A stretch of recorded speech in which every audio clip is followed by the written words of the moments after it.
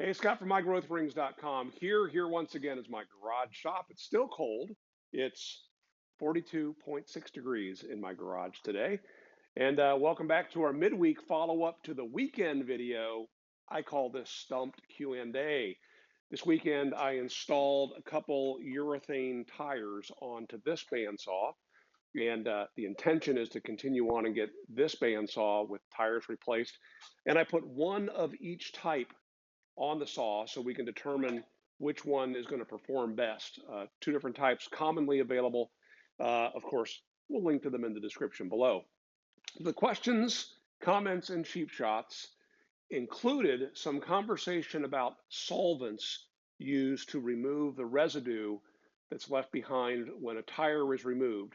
And in this video, we're going to try a couple solvents. Typically in the follow-up video, there's not a whole lot of action, but I'm curious about this, so we're actually going to do that. But first, start with Robert.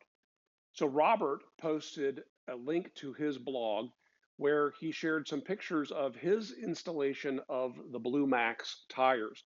He went on to say that he tried the orange tires originally, but they stretched.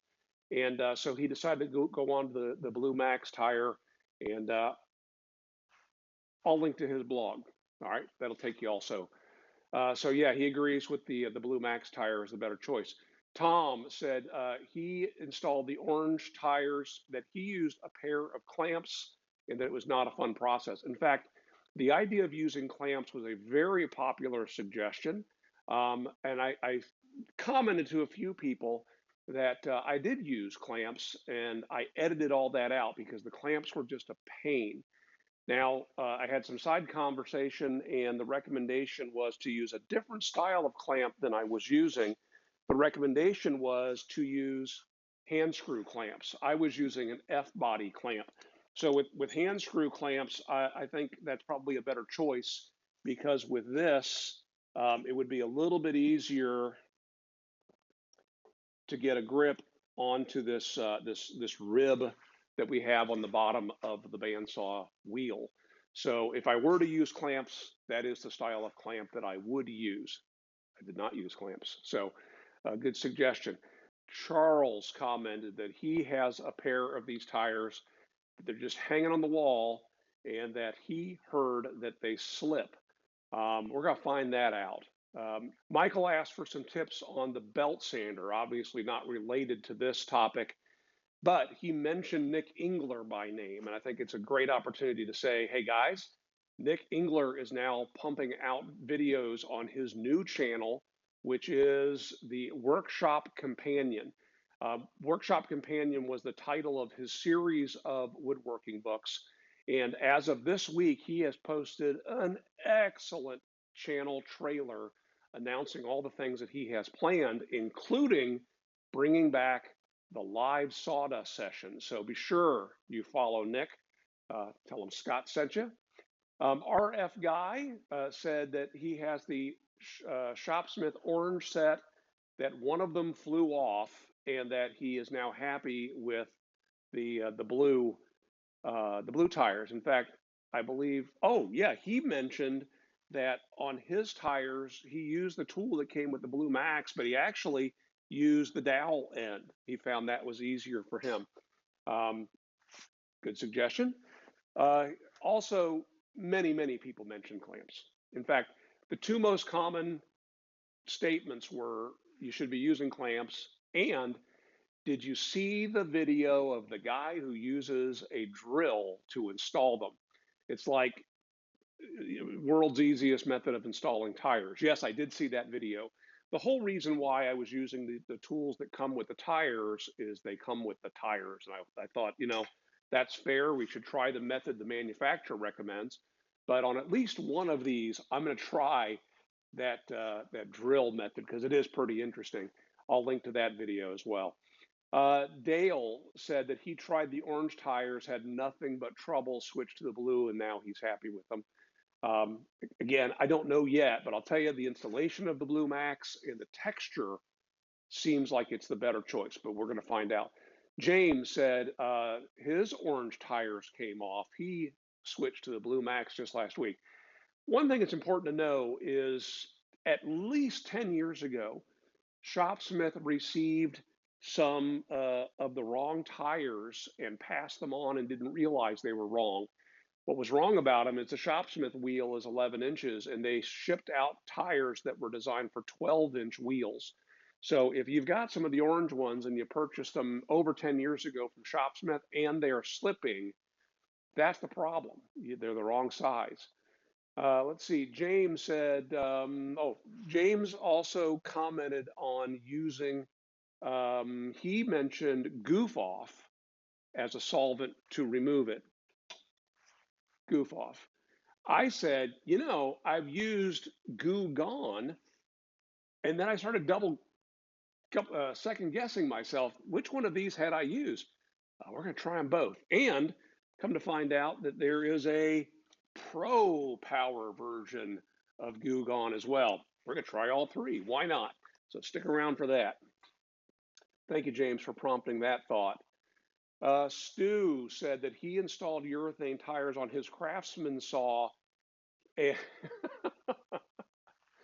he said he did that before he had his sous vide machine, so he wasn't able to sous vide his tires like I did. But he does recommend sous videing Nantucket scallops. So thank you, Stu. With a name like Stu, you have to understand that cooking is in his blood. Damien said he had no way to calibrate the water temperature on his.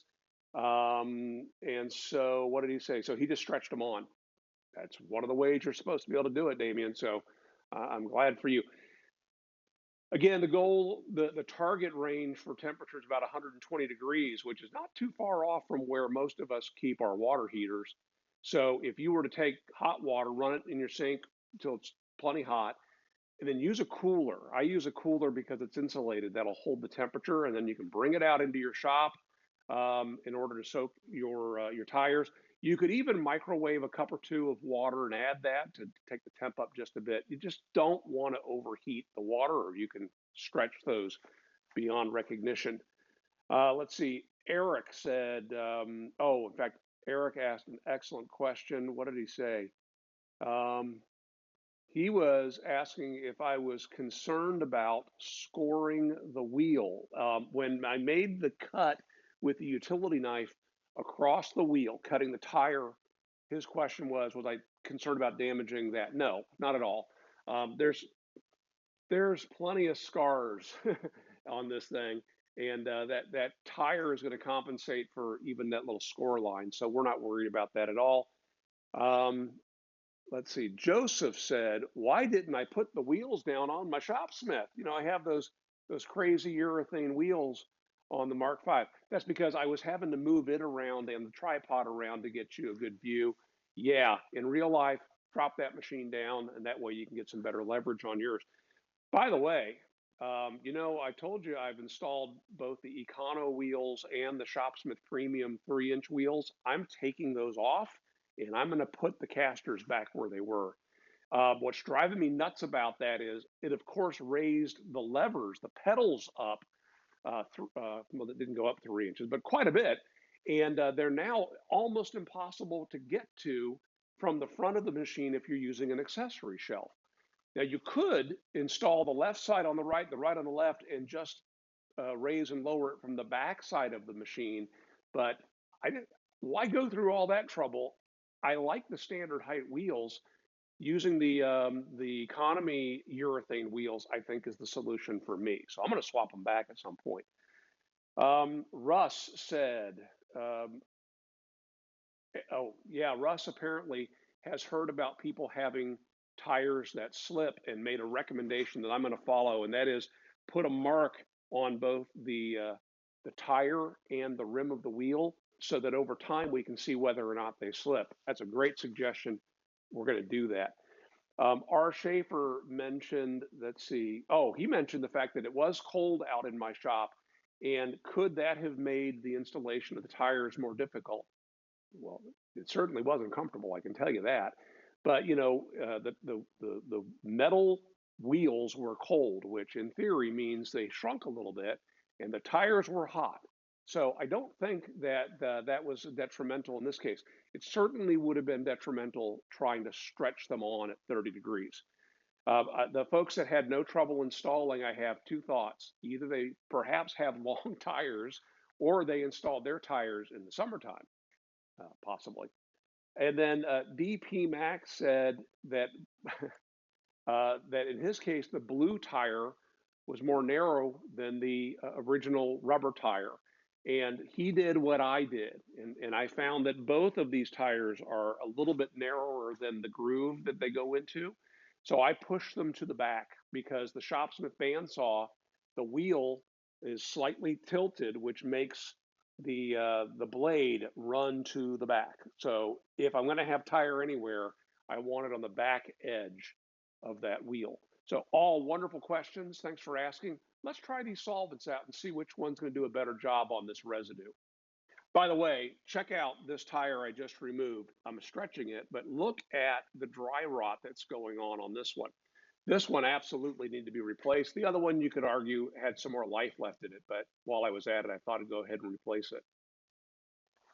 So I have a nitrile glove on, and we're going to try the standard duty Goo Gone.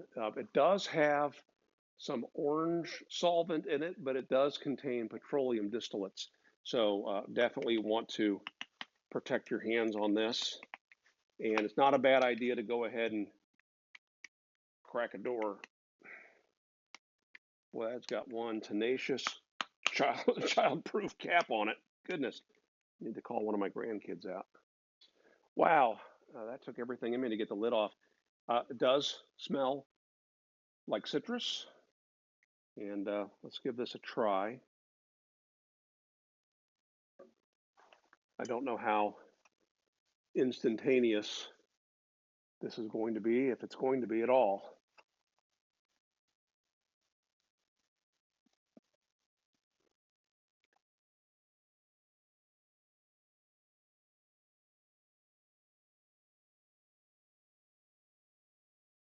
And what we're trying to do here is we're actually trying to dissolve the adhesive that's on there.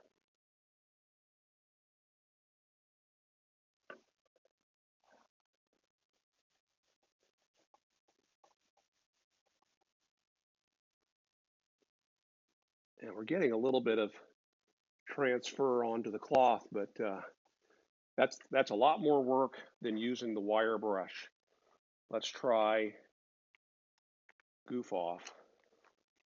New section of the wheel. And Goof Off. This looks like Zippo lighter fluid.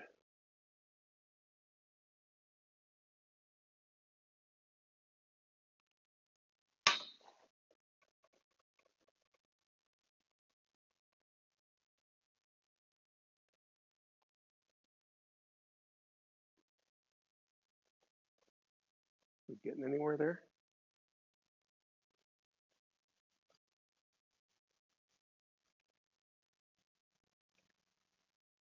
Yeah, a little bit. A little bit. Still a lot more work than the wire wheel. All right, let's go to a new spot. Okay, now we're going to try the Pro Power Goof Off. See how this stuff works. Because nothing goofs off better than a pro.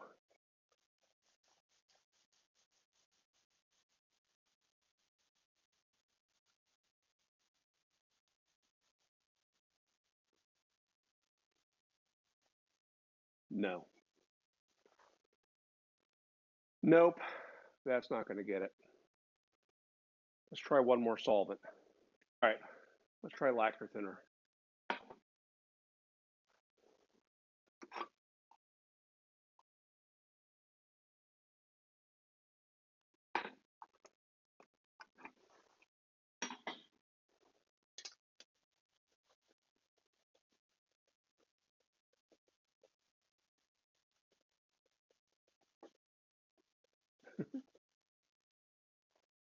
All right, that's good enough for me. I'm sticking with the wire brush.